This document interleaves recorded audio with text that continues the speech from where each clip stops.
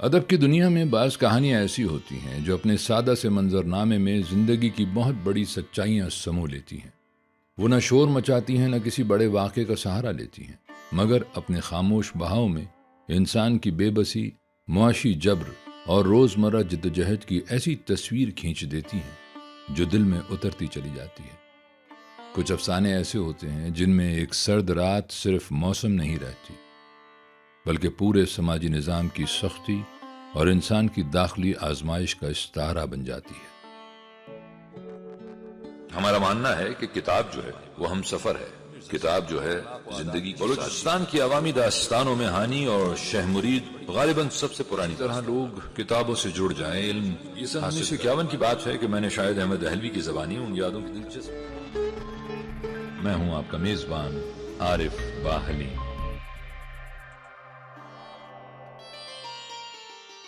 अस्सलाम वालेकुम, नमस्कार, सत श्री अकाल, आदाब।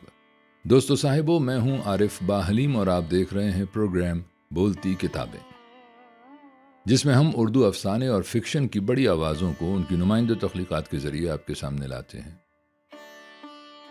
आज हम जिस अफसाने का जिक्र करने जा रहे हैं वो उर्दू और हिंदी अदब के एक ऐसे अजीम अफसाना निगार की तख्लीक है जिन्होंने किसान, मजदूर, गरीब, महरूम और आम इंसान की जिंदगी को निहायत सादगी मगर गहरी असर आफरीनी के साथ अदब का हिस्सा बनाया।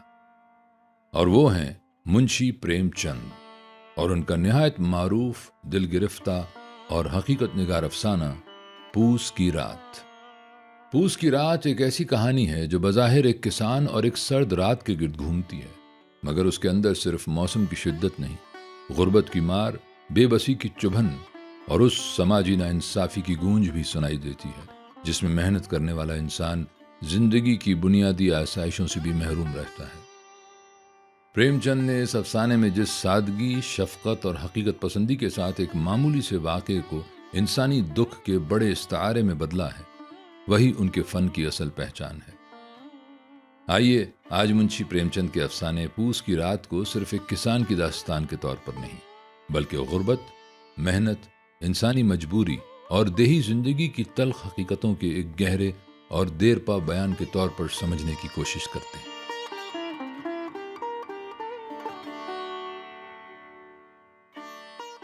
हल्कू ने आकर अपनी बीवी से कहा, शहना आया है, लाओ जो रुपए रखे उसे दे दो, किसी तरह तो गर्दन छूटे।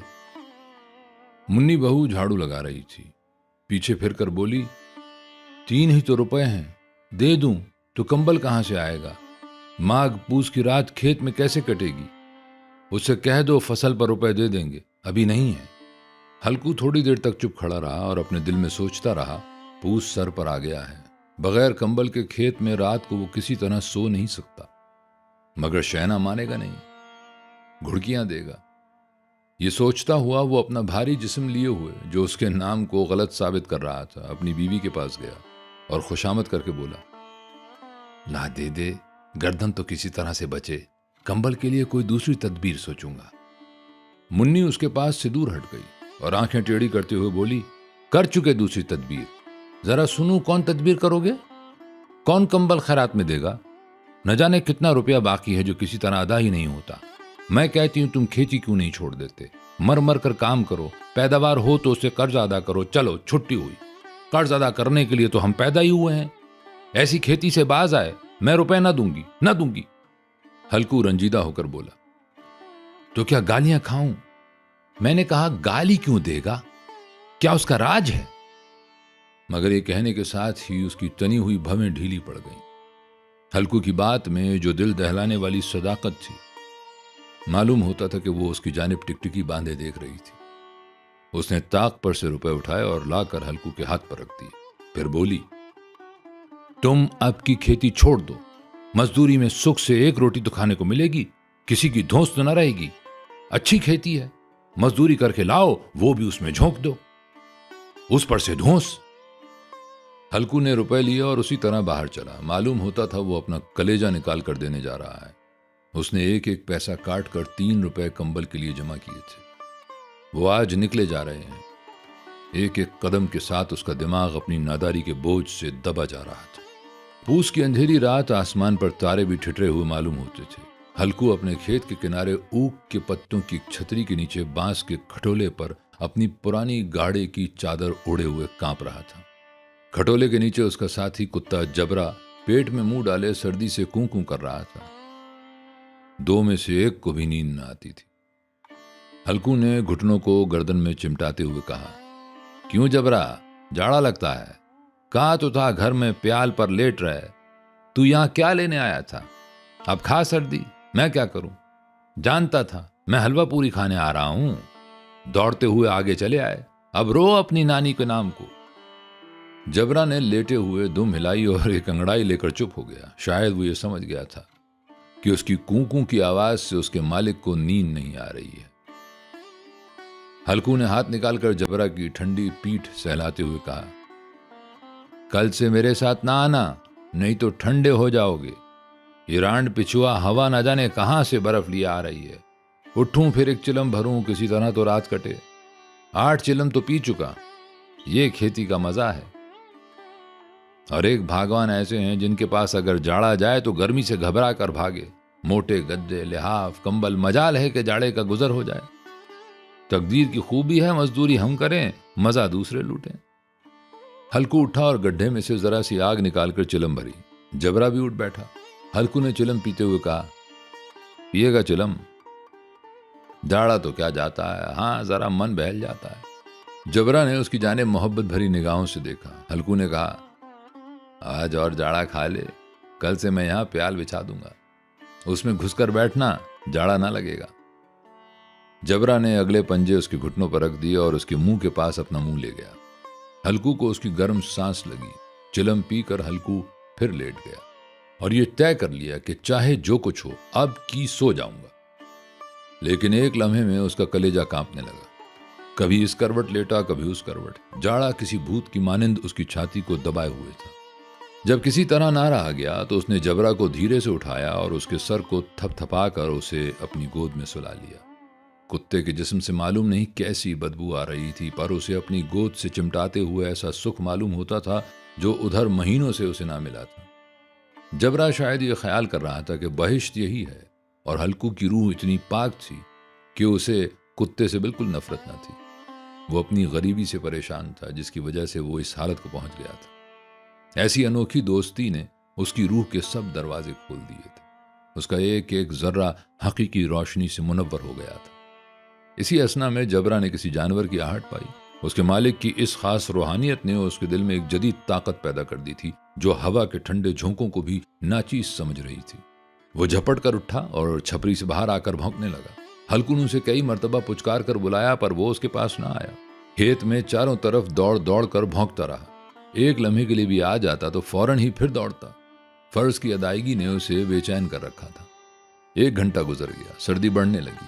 हल्कू उठ बैठा और दोनों घुटनों को छाती से मिलाकर सर को छुपा लिया, फिर भी सर्दी कम ना हुई। ऐसा मालूम होता था कि सारा खून मुंजमद हो गया है। उसने उठकर आसमान की जानिब देखा। अभी कितनी रात बाकी है। वो 7 सितारे जो कुतुब के गिर्द घूमते हैं अभी अपना निस्फ दौरा भी खत्म नहीं कर चुके। जब वो ऊपर आ जाएंगे तो कहीं जाकर सवेरा होगा। अभी 1 घड़ी से ज्यादा रात बाकी है। हल्कू के खेत से थोड़ी देर के फासले पर एक बाग था। पतझड़ शुरू हो गई थी। बाग में पत्तों का ढेर लगा हुआ था।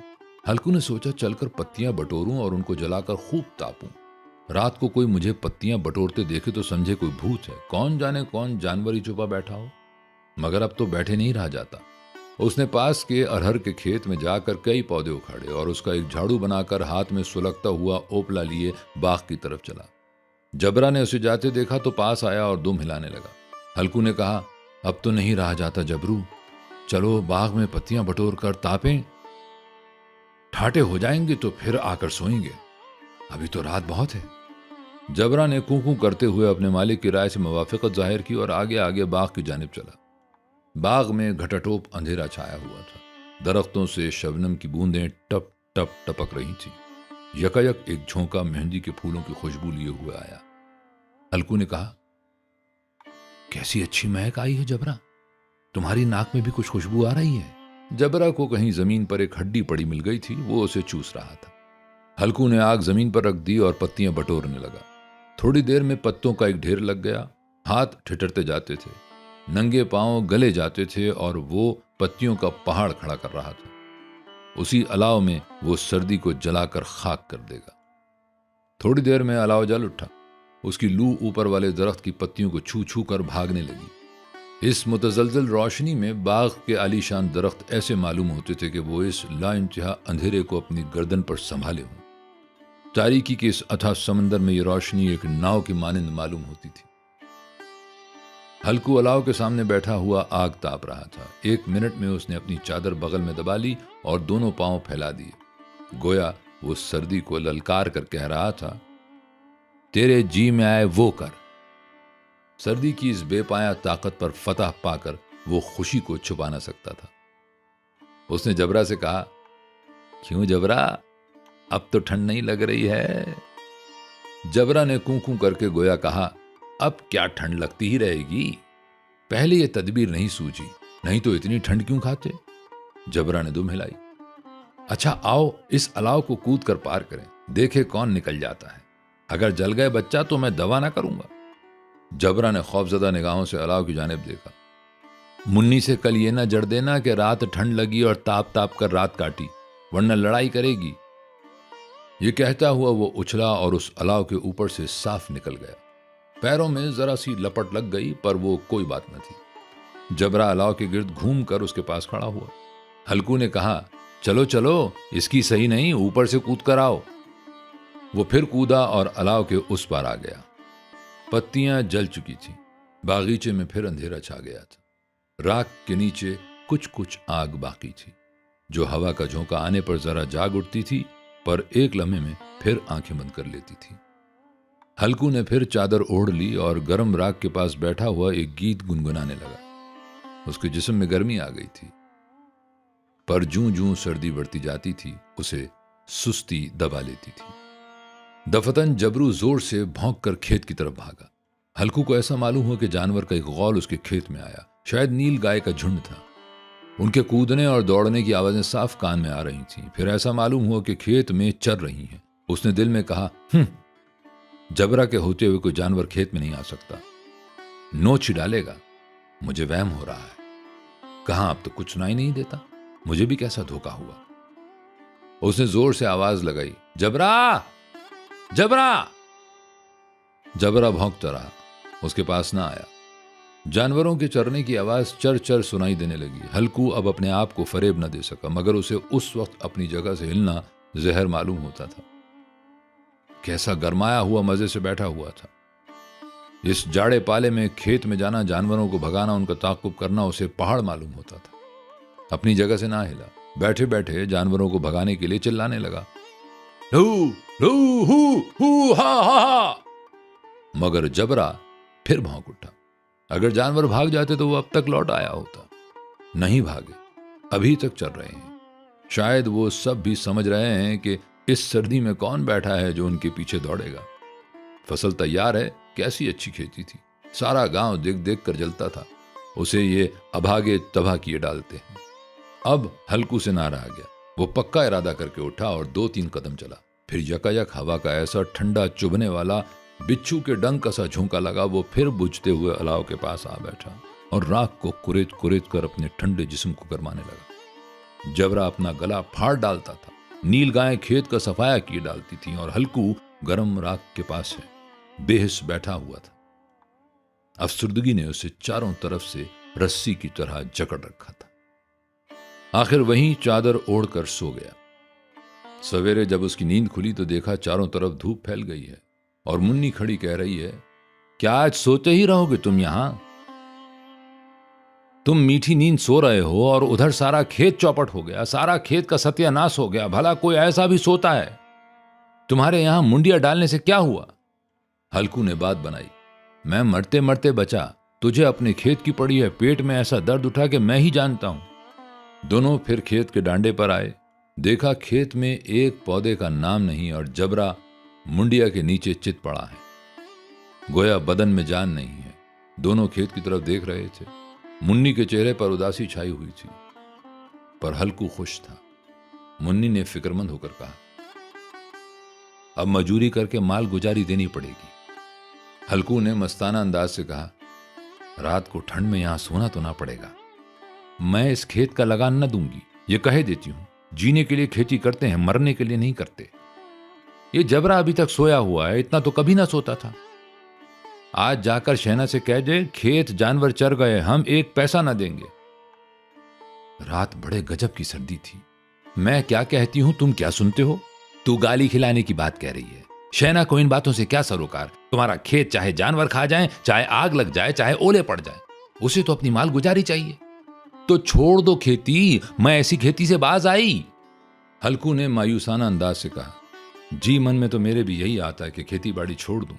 मुन्नी, तुझसे सच कहता हूं, मगर मजूरी का ख्याल करता हूं तो जी घबरा उठता है। किसान का बेटा होकर अब मजूरी ना करूंगा, चाहे कितनी ही दुर्गत हो जाए। खेती का मर्द जा ना नहीं बिगाड़ूंगा। जबरा, जबरा, क्या सोता ही रहेगा? चल घर चलें।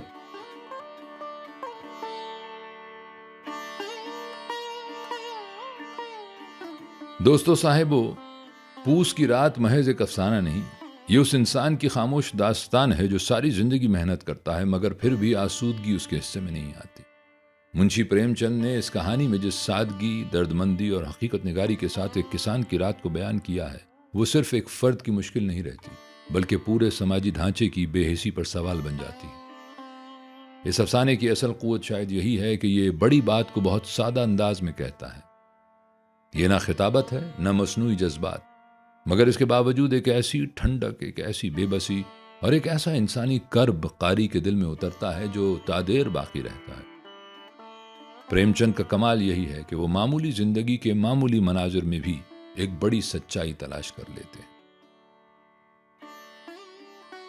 पूस की रात हमें यह सिखाता है कि बड़ा अदब सिर्फ महलों, ऐवानों या गैर मामूली किरदारों की कहानी नहीं सुनाता, बल्कि खेत, किसान, सर्द रात और भूख जैसे आम मगर कर्बनाक तजुर्बात को भी ऐसी मानवियत दे देता है कि वो इंसानी ज़मीर का हिस्सा बन जाते हैं। अगर आपको ये पेशकश पसंद आई हो तो चैनल को ज़रूर सब्सक्राइब कीजिए, वीडियो को लाइक और शेयर कीजिए और कमेंट में बताइए कि अगली नशिस्त में आप किस बड़े अफसाना निगार और किस नुमाइंदा अफसाने को सुनना चाहेंगे। मैं हूं आरिफ बा हलीम और आप देख रहे थे प्रोग्राम बोलती किताबें। सलामत रहें।